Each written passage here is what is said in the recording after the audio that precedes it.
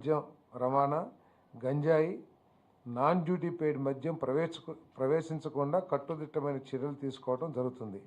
అంతేకాక అల్పాదాయ వర్గాల వారికి అందుబాటు ధరలకు నాణ్యమైన మద్యాన్ని అందుబాటులో ఉండేందుకు అవకాశం కలిగించే విధంగా పాలసీ ఉండబోతుందని చెప్పేసి కూడా మనం చేస్తాను.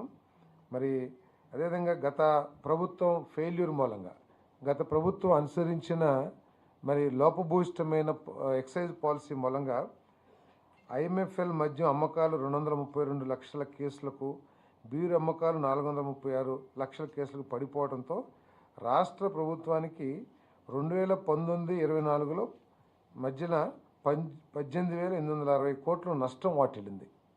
అంటే కేసెస్ తగ్గినాయి కాదు. ఇక్కడ ఏంటంటే ఇతర రాష్ట్రాల నుంచి మద్యం మన రాష్ట్రంలోకి రావటం మూలంగా, ఎందుకంటే సరైన బ్రాండ్లు కానివ్వండి లేదా అత్యధిక రేట్లకి ఒకప్పుడు 60 రూపాయలు 70 రూపాయలు ఉన్న చీప్ లిక్కర్ని ఈ 2019-24 మధ్యలో 120 నుంచి 200 రూపాయలకి అమ్మటం మూలంగా బయట నుంచి పక్కన మన బార్డర్ స్టేట్స్ ఏదైతే ఉన్నాయో తెలంగాణ కానివ్వండి లేదా కర్ణాటక కానివ్వండి తమిళనాడు కానివ్వండి అక్కడి నుంచి ఎక్కువగా నాన్ డ్యూటీ పెయిడ్ లిక్కరు అవన్నీ రావటం మూలంగా మనకు దాదాపు 18,860 కోట్లు నష్టం